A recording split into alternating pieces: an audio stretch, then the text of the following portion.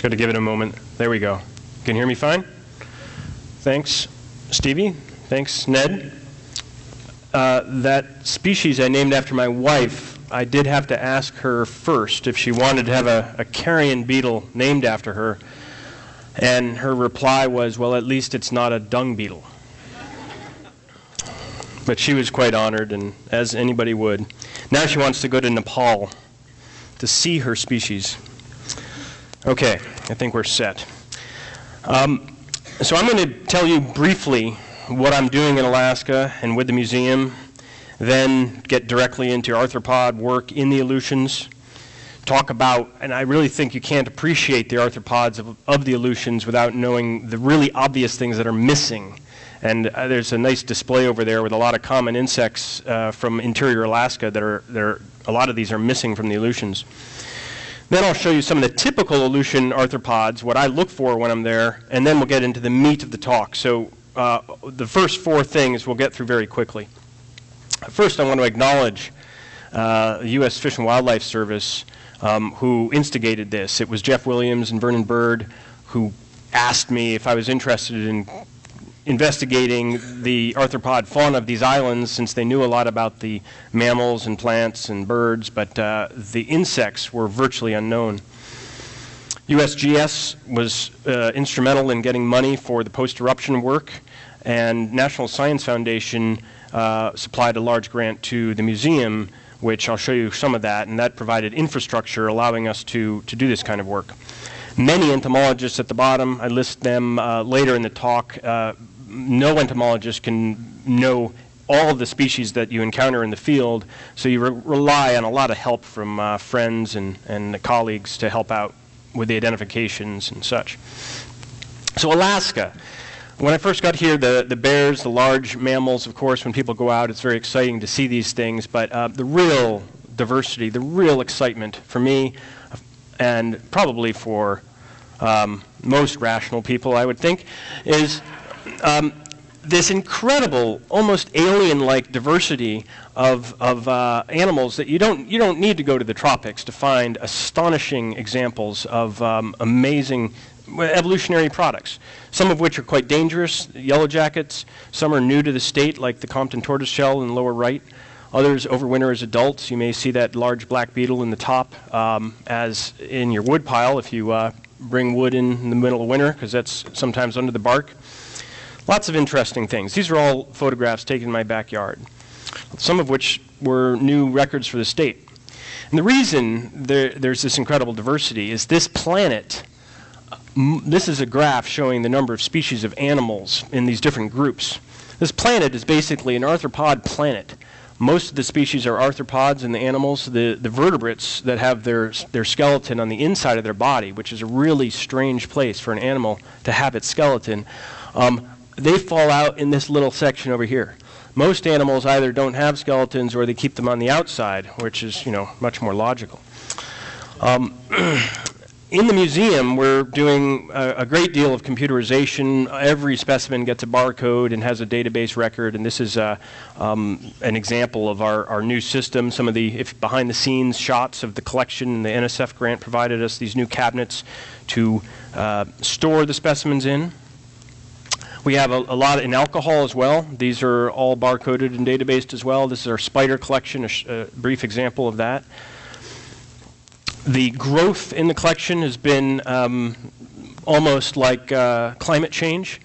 We have this sort of exponential-like rise of catalog specimens, and it's still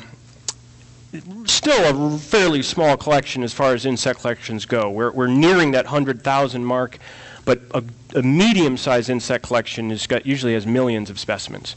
So we've got a long way to go. It's a very young collection, as you can see. We started in 2000, whereas most collections date back sometimes centuries. Now, what I just showed you were specimens in the collection. So these are specimens. This is species in Alaska. So this graph on the y-axis, you see up to what we think is about 8,000 species is a good round number for terrestrial arthropods of Alaska. This is just the number of names that we've slowly accumulated, pulling them out of the literature, pulling them out of other collections. All together, we're just about 7,500 species documented for the state.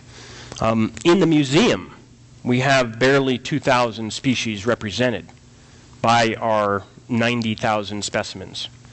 Now, mammals in Alaska, there's about 82 species of mammals in Alaska. So having 8,000 arthropods is quite a large problem for someone to deal with, and getting our collection up to that representation will take decades and lots of work. But so far, we've accumulated 870 species that have been unreported from the state, including, oddly enough, the bedbug is not listed as an official species for Alaska, even though it's here. 536 species that are found only in Alaska. So these are potential endemics. They may occur in Russia, they may occur in Canada, but there hasn't been enough work to demonstrate that. And then 23 species that are new to science, 2 of which I found on Kasatochi. So the arthropods and the Aleutians, I found 28 publications, and there's certainly a lot more, but pulling records out of publications is slow work because sometimes they're quite hidden in the literature. But dating back to 1894, there was a catalog of beetles in Alaska that had some records from the Aleutians, and going through up to 2008, where there was a nice study on flies on Attu. Altogether, 371 species. We've increased that number slightly. I estimate it'll probably double, possibly triple before we're done working there. An example of one of these papers to give you a sense of how you can read a lot of literature and find very few records. This is a beautiful study. They were looking at islands in the Aleutians that had foxes and islands that didn't have foxes, because the effect of the fox on the entire ecology can be pretty profound. The foxes drive away the seabirds or drive them to the edge of the island, and then the seabirds are not fertilizing the inside of the island with guano derived from ocean nutrients. So what ends up happening is you get a different plant community, you get different insect communities as a result. Big impact from these foxes. But in this paper, they listed a species of fly. It's right here, Scathophagium pudicum. It's the only fly species listed in this paper. And I thought this was an odd thing, so I immediately checked the database, check our collections, and I can't find that name anywhere. So I'm curious. So of course what I do is I Google the name. And you want to put your name in quotes when you do this to make sure you're hitting exact matches. And unfortunately, only 6 results, and they all go back to that very same paper.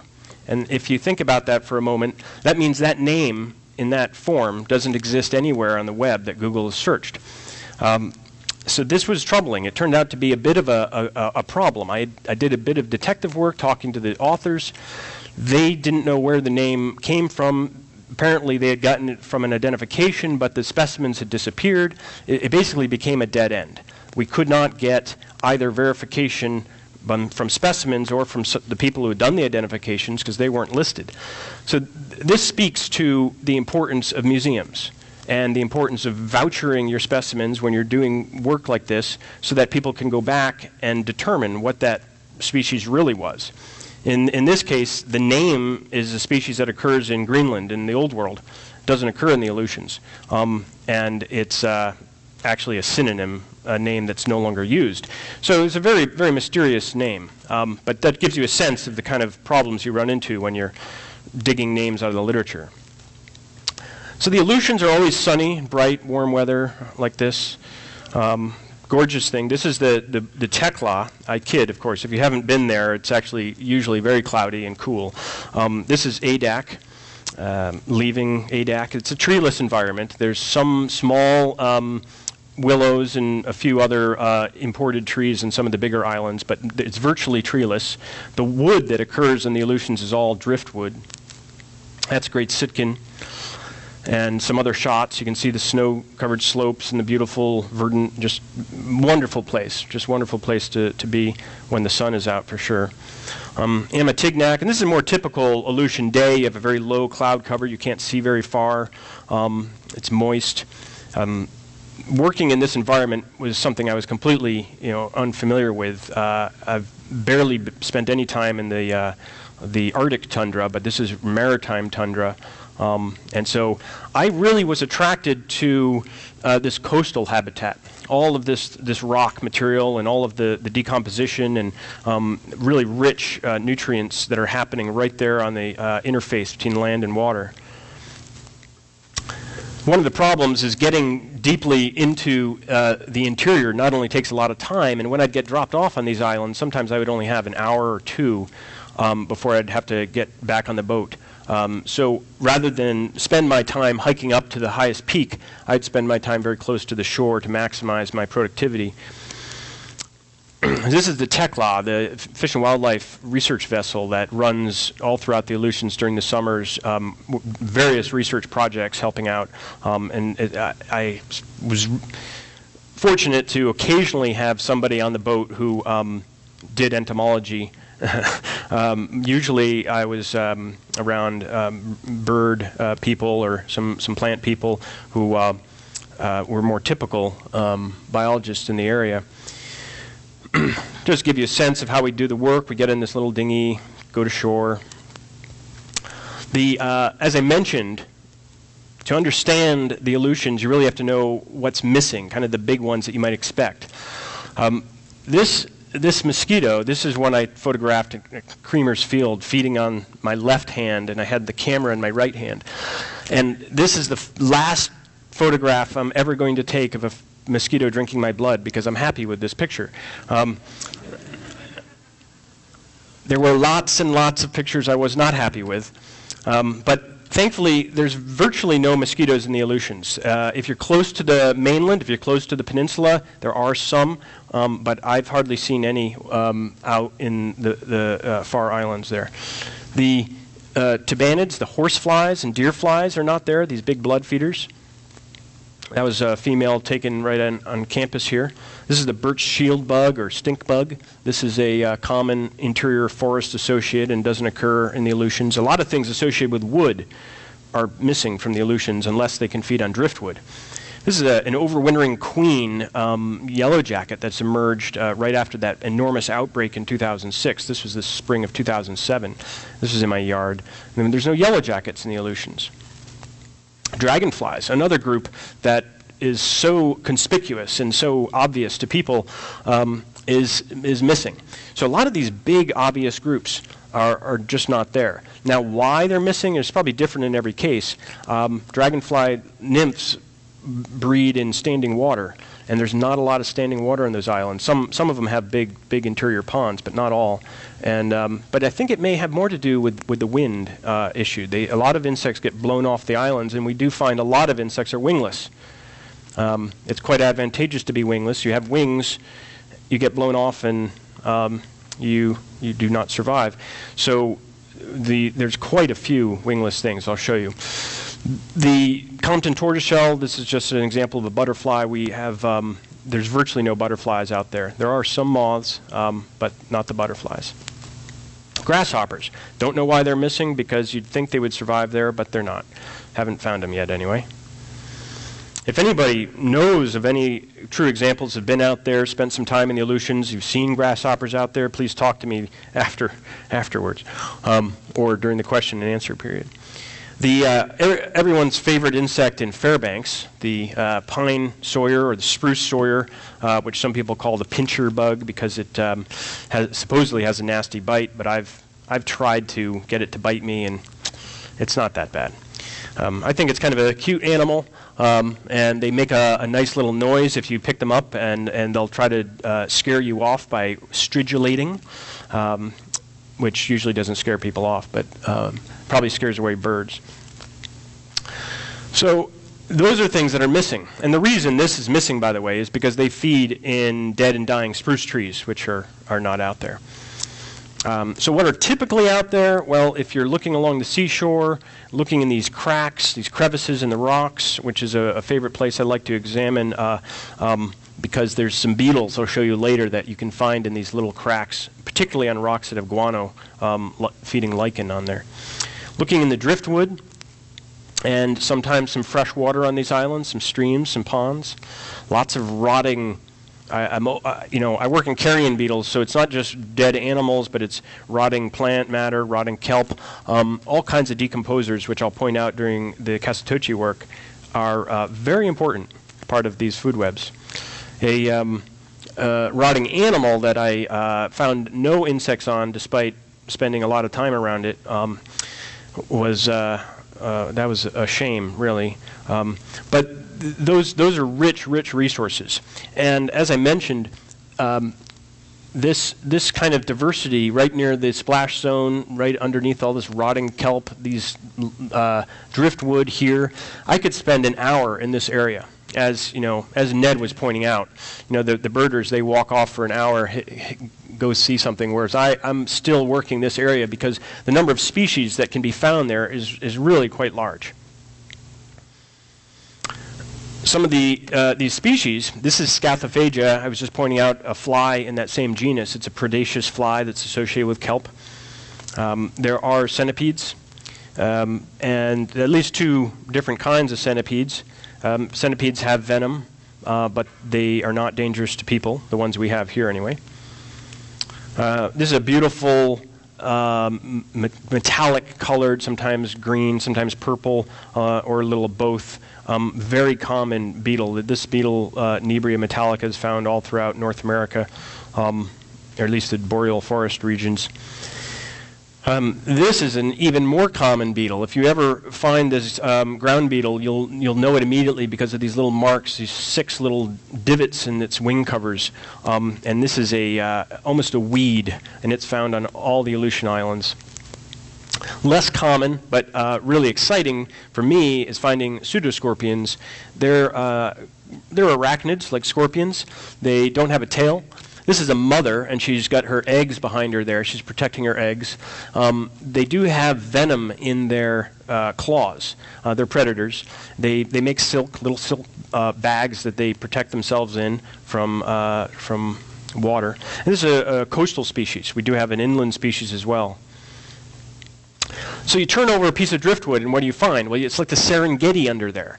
This is, all these little purple things are springtails, which are a very common type of primitive insect.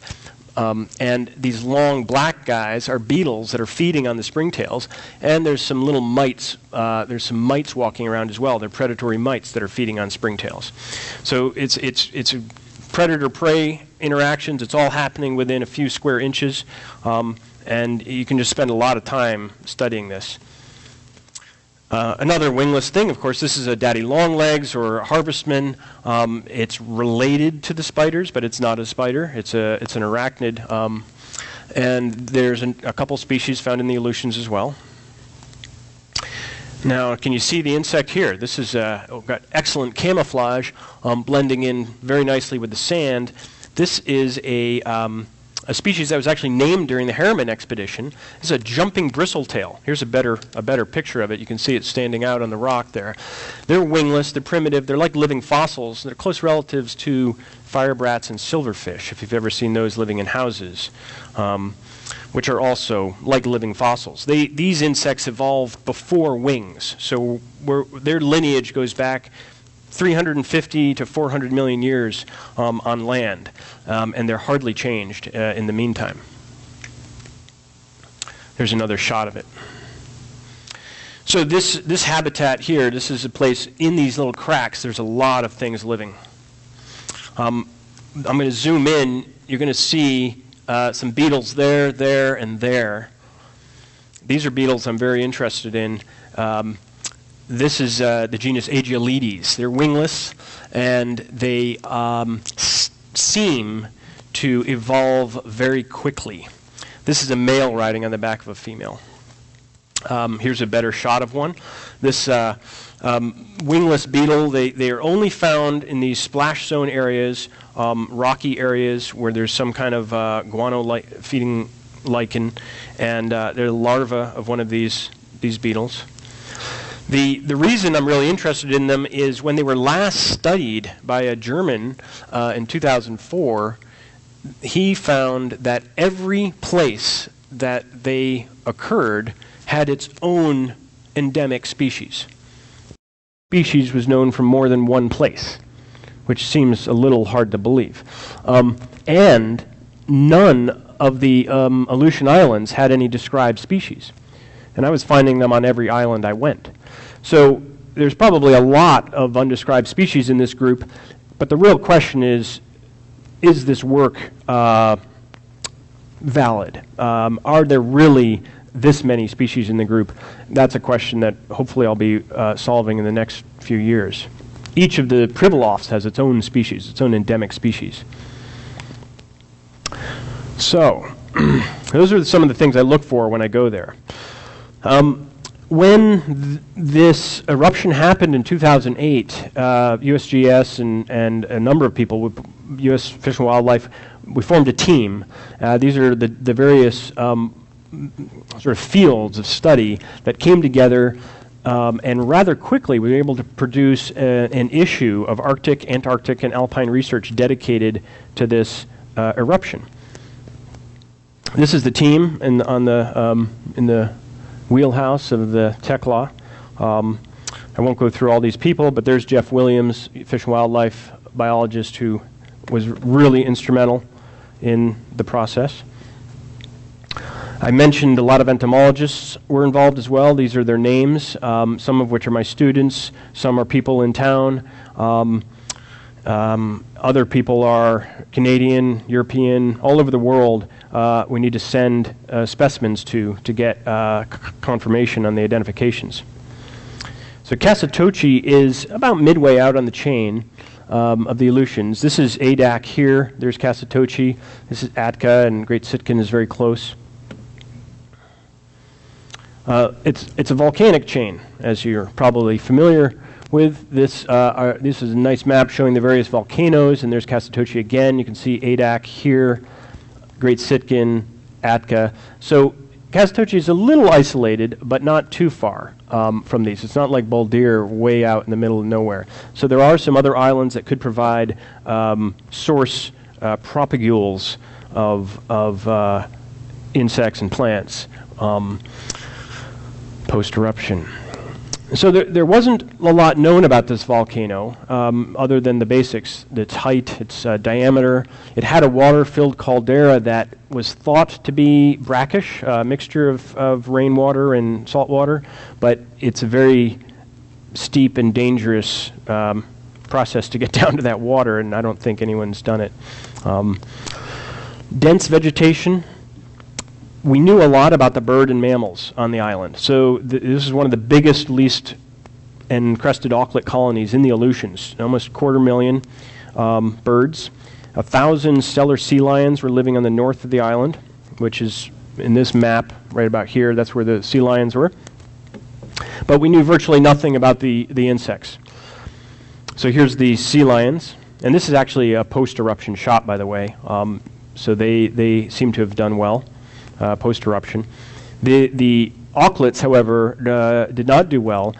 They were mostly off the island during the eruption, but all of their nesting sites were buried in ash and mud, so they really couldn't breed very well. There were actually examples of them making nests in the ash and their eggs rolling down into the ocean. Our subtitle man, Steve Jewett, found auklet eggs underwater after the eruption.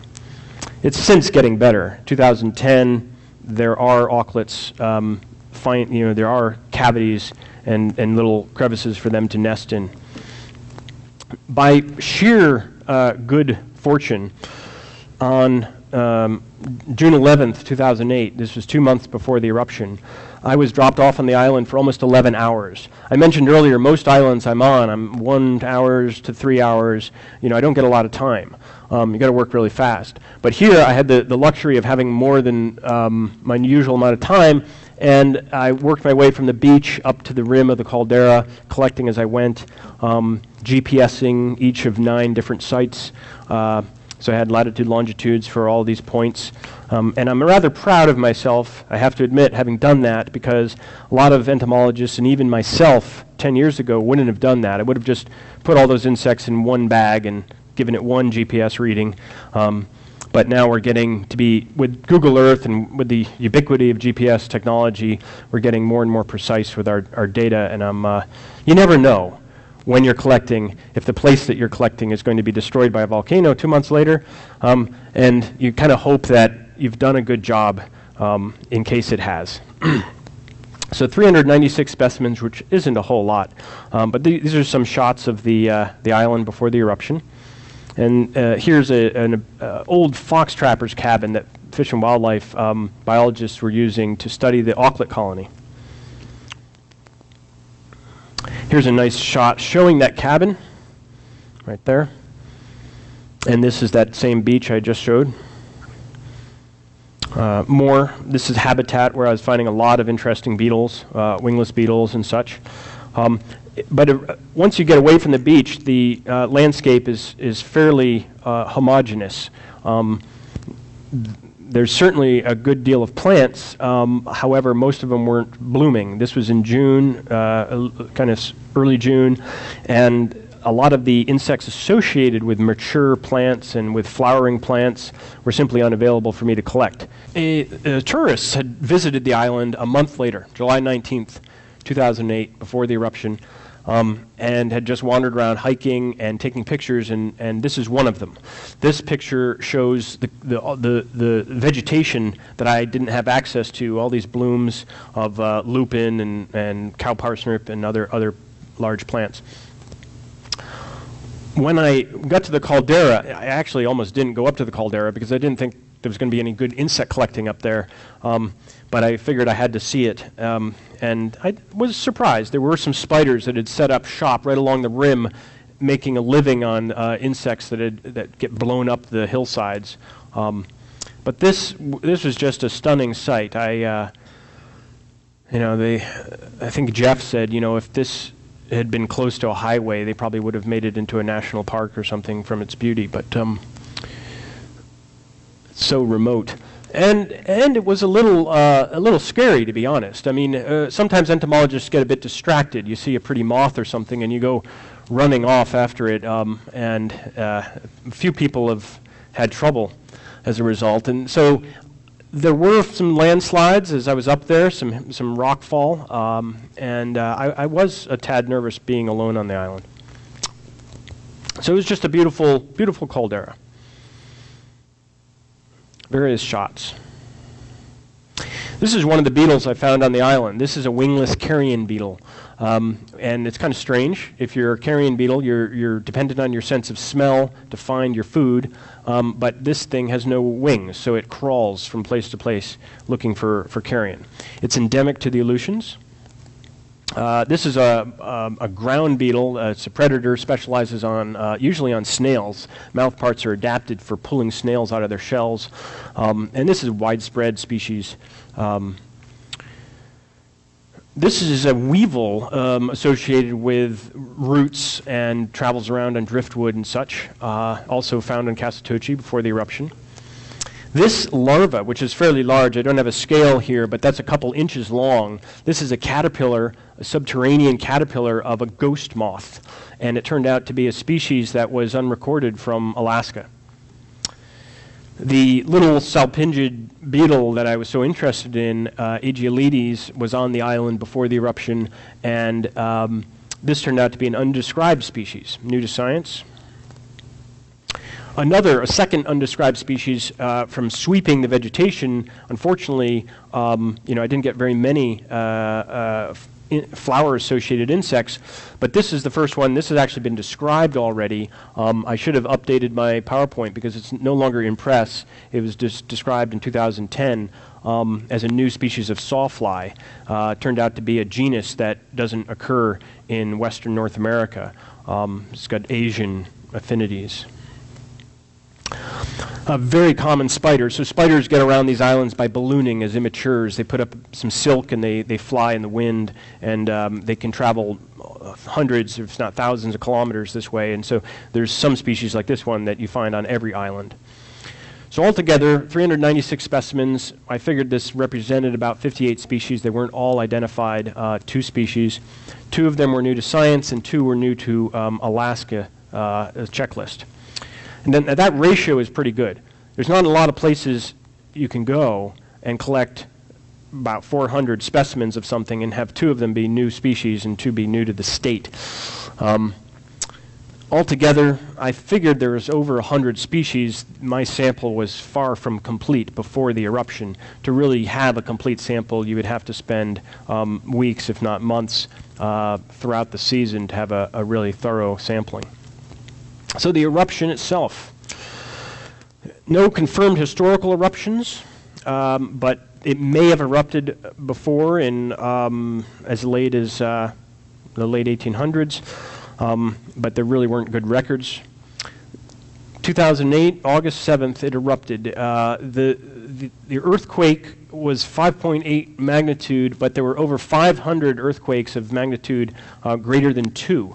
And the 2 biologists who were on the island were getting a little nervous when those 500 different earthquakes were happening. They were, I mean, to put it mildly, they were quite unhappy, and they managed to get off the island within an hour or 2 of the eruption. The fisherman was able to pick them up really just in time. 3 distinct explosions within 8 hours.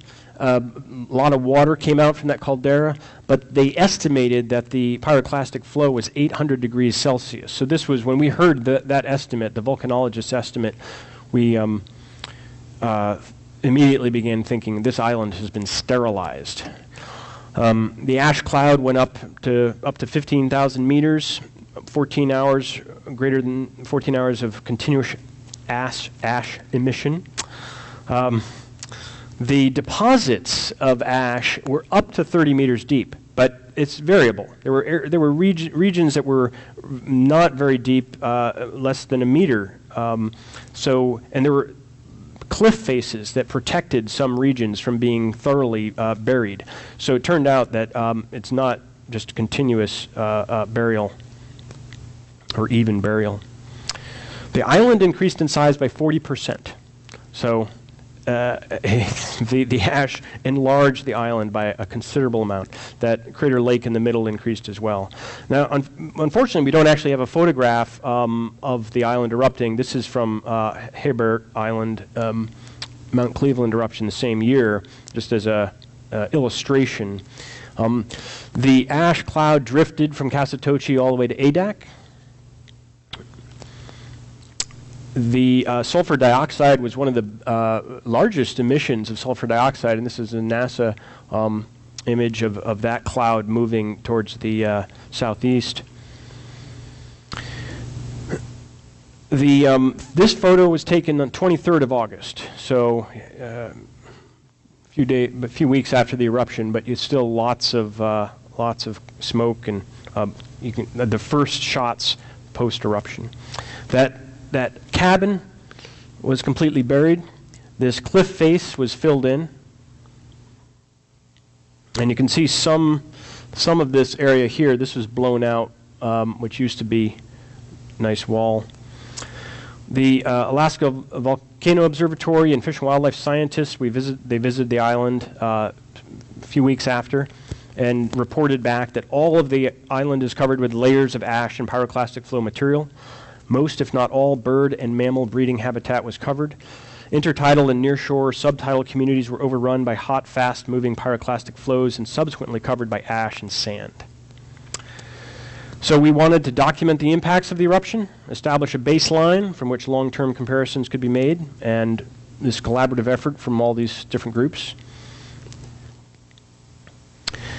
In that issue devoted to Kasatochi eruption, we invited Roger Del Moral, who turns out to be, I didn't know previously, but a world-famous ecologist who specializes on not just volcanic eruption ecology, but ecosystem assembly work. So he knows the literature very, very well, and wrote a final article in this journal and pointed out that this provides an unparalleled opportunity to clarify the understanding of ecosystem reassembly. And why did he write that? Well, it turns out that of these major eruptive events, Kasatochi, Surtsey in Iceland, Krakatau you may have heard of in Indonesia, some less popular or well-known eruptions in Japan and Russia, and then Mount St. Helens in the US, the only one that actually had prior data, pre-eruption data, is Kasatochi.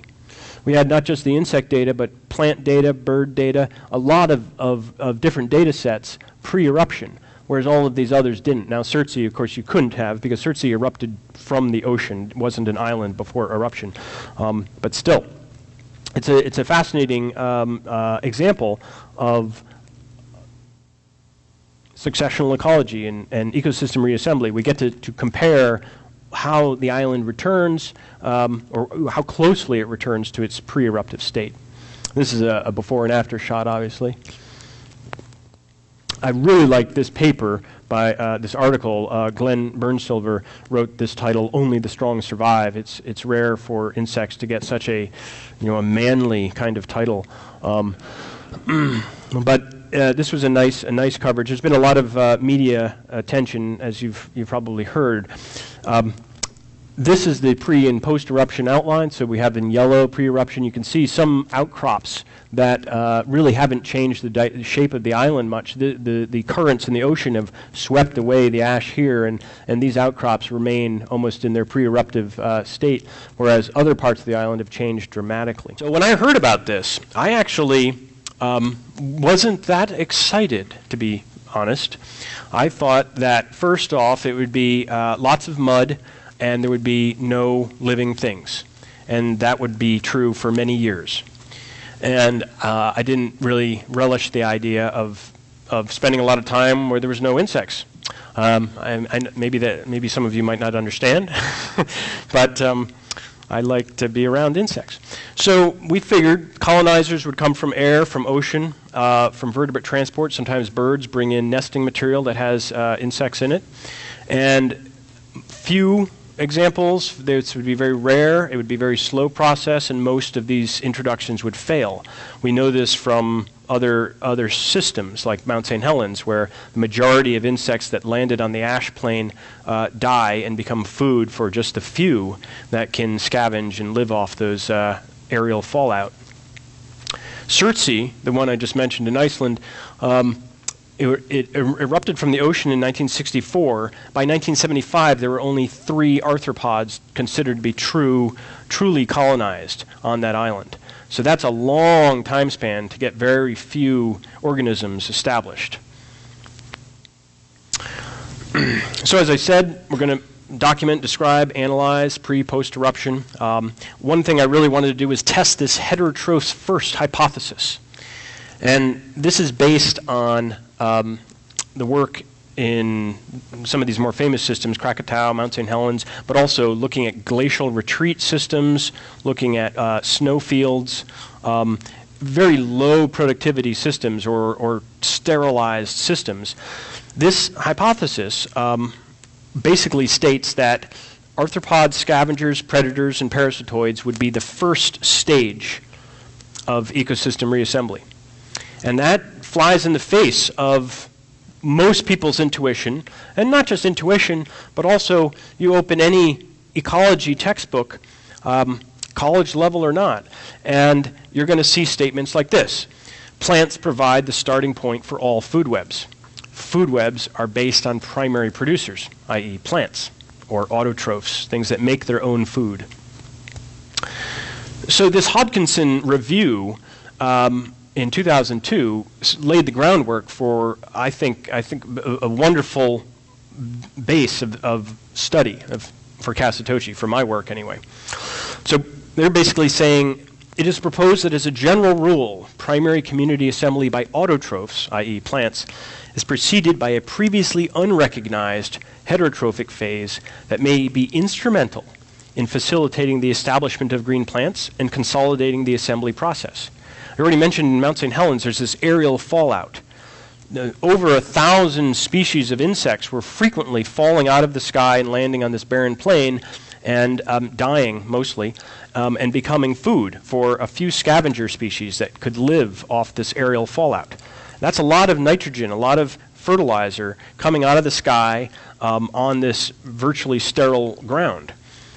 Most people ignore that as an important stage of ecosystem assembly. They basically say, okay, there's all these scavengers and predators and there's food coming out of the sky, but it's not really started until the plants get there. And I beg to differ. One of the things I saw that was rather humorous in this article at the very end in the acknowledgments, to the unnamed plant ecologist who, while measuring aerial inputs of nitrogen and phosphorus into experimental plots, threw dead insects away, regarding them as contamination.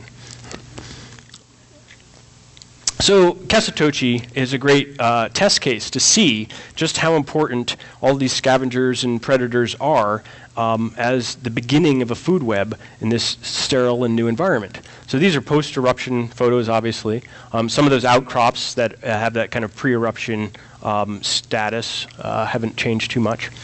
This is areas that Ned was talking about being very difficult to walk in. When you have these low plains with lots of mud moving downhill, this is where your boots can come off. But typically, you get up into higher land and it's not too bad. Although it can be extremely slippery if you get even the slightest rain coming down, then it's just a mud fest. But just some of these pictures taken from the boat before we landed.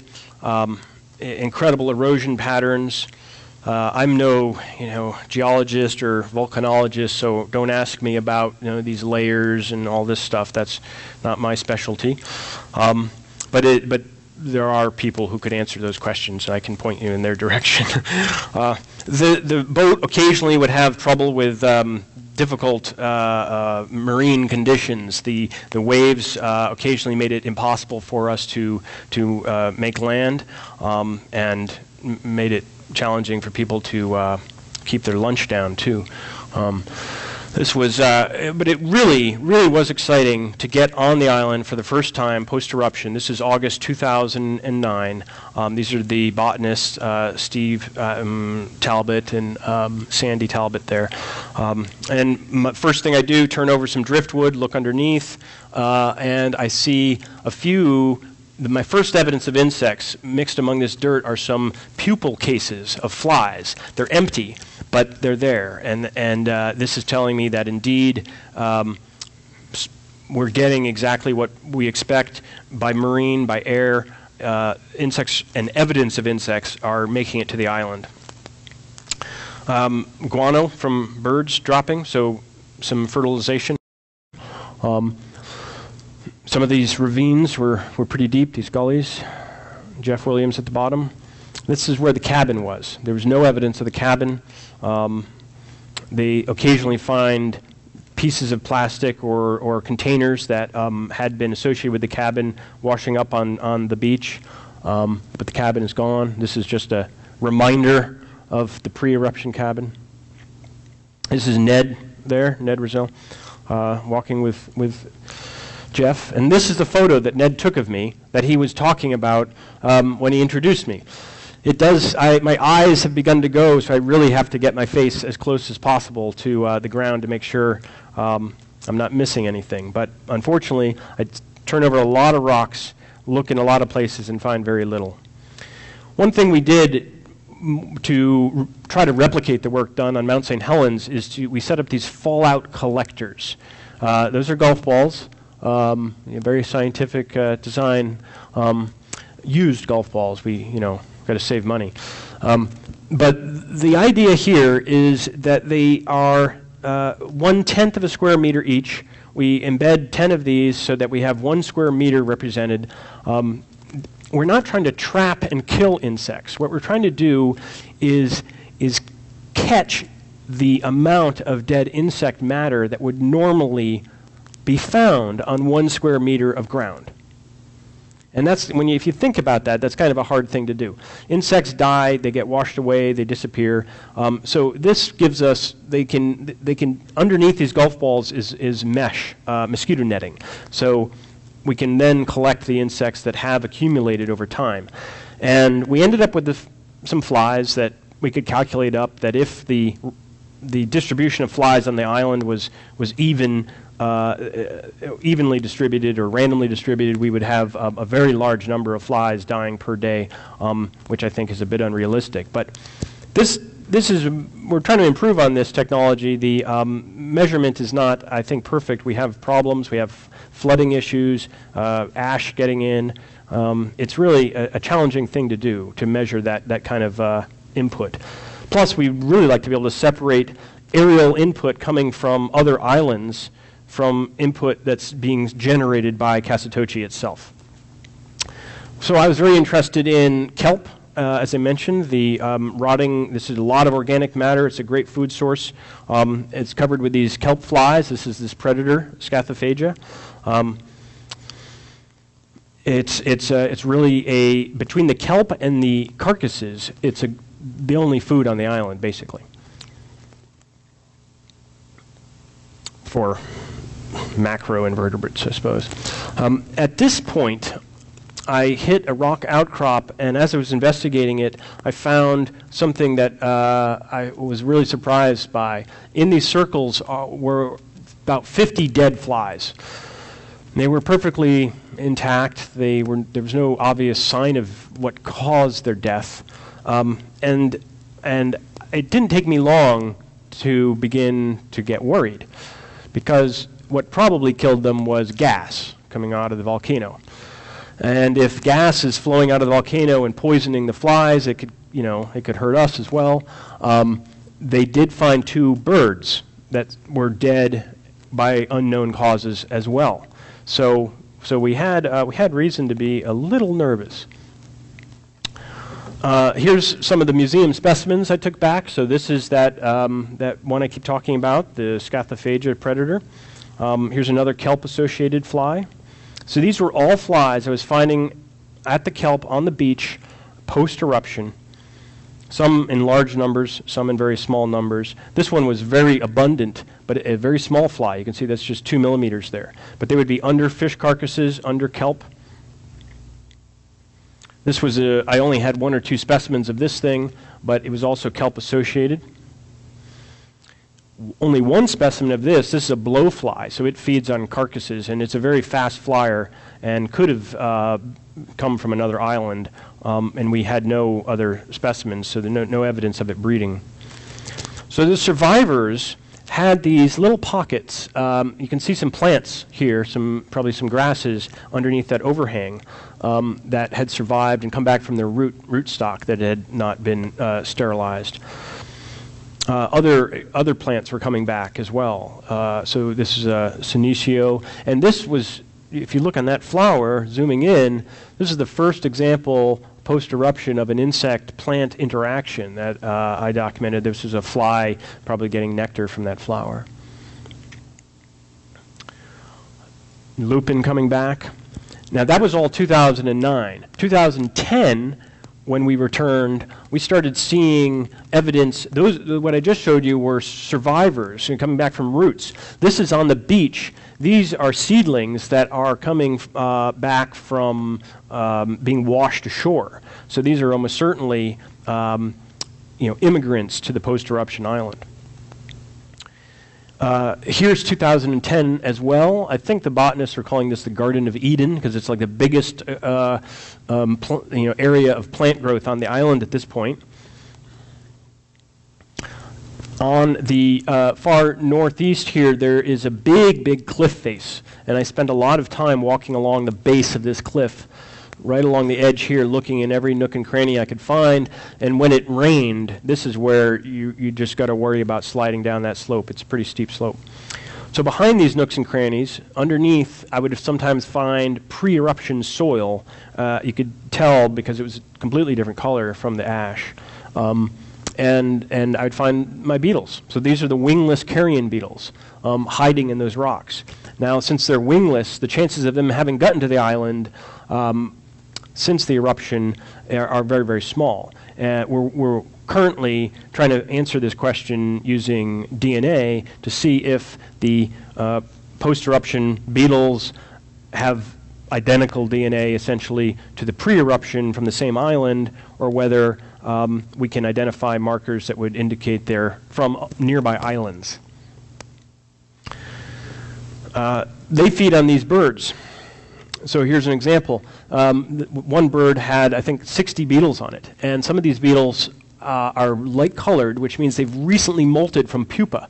And that means they're actually breeding. The larva, pupa, adult, they're not just feeding, but they're really an actively breeding species on the island. And that's a kind of a rare thing.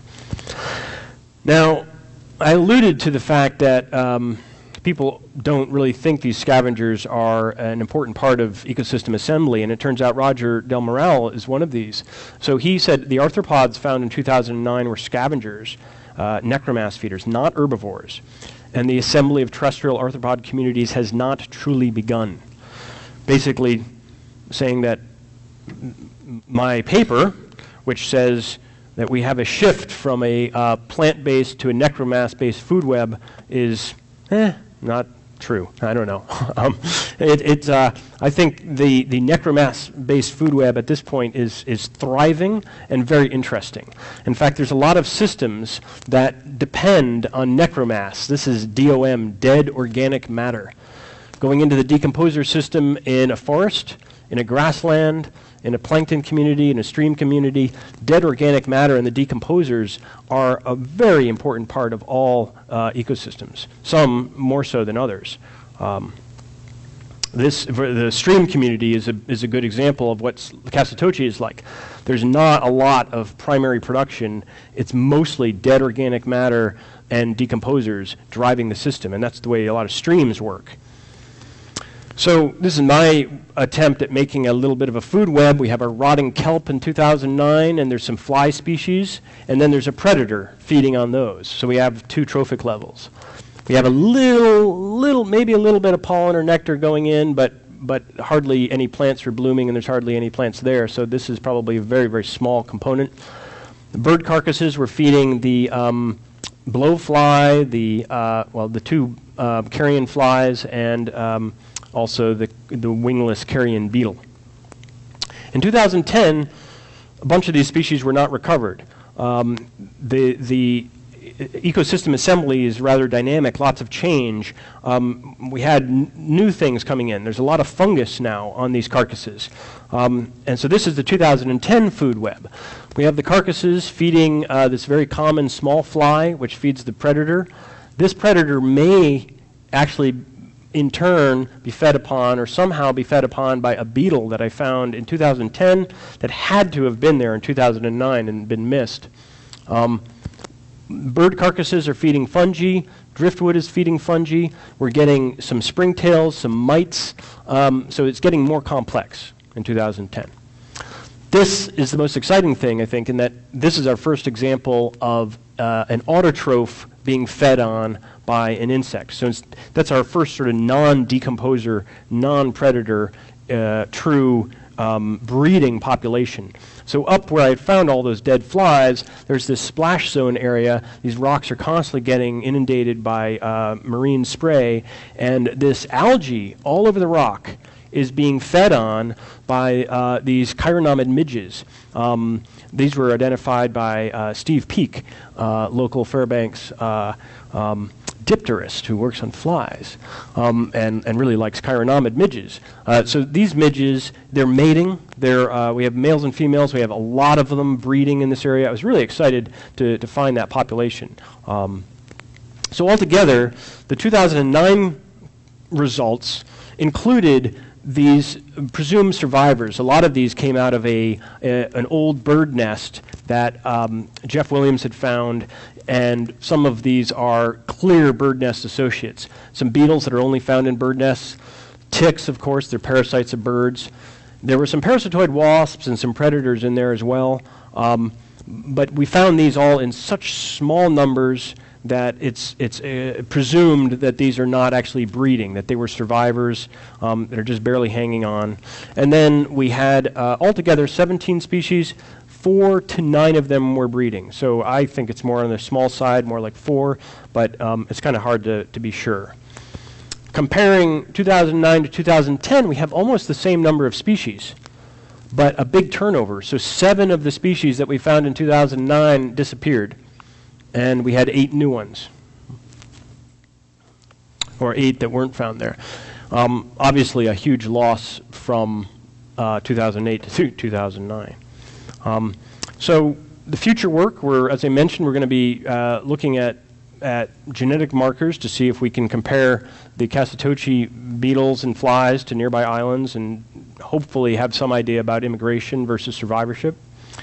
We want to obviously keep our eyes on this fledgling ecosystem.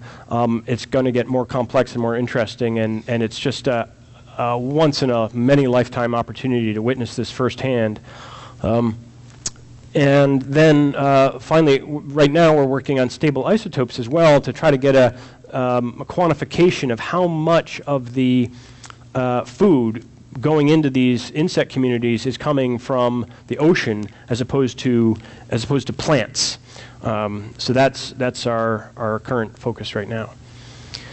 So I'll leave you with a sunset shot of Attu, which I was able to visit for the first time last summer. And I'll be happy to take any questions. Yes?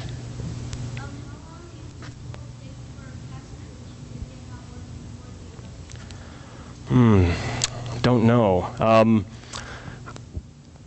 Many years, certainly. I would be surprised if it wouldn't take many decades to really get back, possibly even as long as 50 years. We really don't know. And this is one of the exciting things. I was surprised, though. I mean, one of the things that was very surprising is how little we did know. We expected there to be virtually no life and for it to take a long, long time. But it's already pretty exciting. We already have plants, we already have insects, so it's going faster than we thought. If you have a question, you can raise your hand and we'll come over with a microphone so that way we can hear it. Anybody else? Any questions? I actually had a question, if you don't mind. I was wondering, when you collect your specimens, do you just take the photos and leave them living, or if they're dead, do you bring them back? I was curious about that. Yeah, we collect them. We don't collect all of them, but we need them to identify them, and we need their bodies in the museum as evidence. So along those lines, the north part of the island with the sea lion rookery, we're not going there, so that we don't disturb the sea lions, but also so that a portion of the island is remains untouched. Thank you. Yep. Oh, I see some in the back.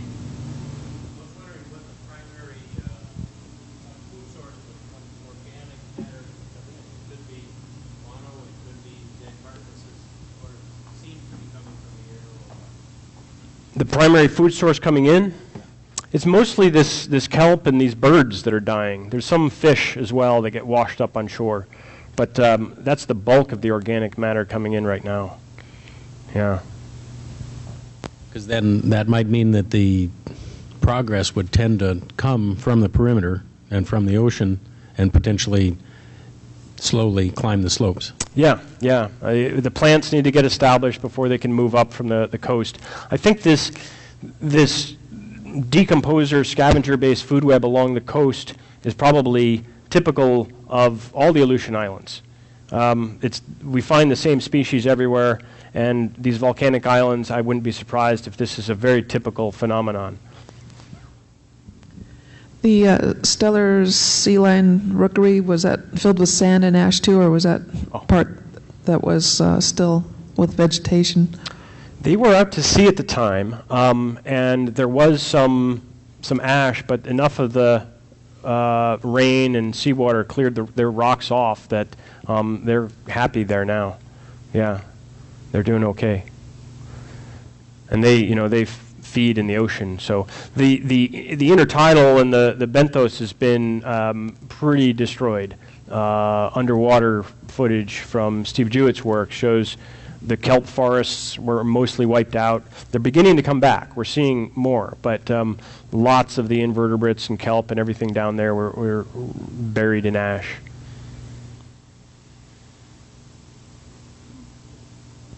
We have a question back here. Okay. Are you or any other scientists planning on going back this year? Oh, yes. Yeah. We're going back this year. At some point, we're probably going to start skipping years. But I'm guessing maybe we'll go every year for 5 and then start skipping and maybe go every couple years. And it's hard. I would personally find it hard to not go back each year just because I really want to see what's happening and what's changed. It's just a matter of money and timing and other factors. So, good question. The growing season, is it 2 months, 3 months, 6 months frozen? I don't know offhand. It is a short summer, though. Really, you don't get much blooms in June. It's mostly July. By August, things are winding down. It's like the interior. So it's pretty short. Yep. I have a question over here. I was curious, why did you spend so much time on Kasatochi before the eruption compared to other islands?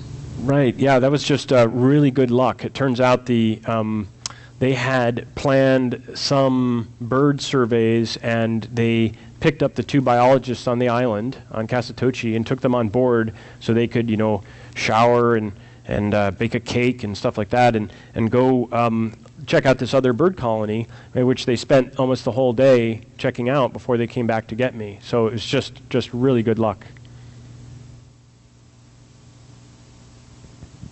Do we have a last question? Okay. Well, will you all join me in thanking Dr. Sykes for giving a lecture tonight?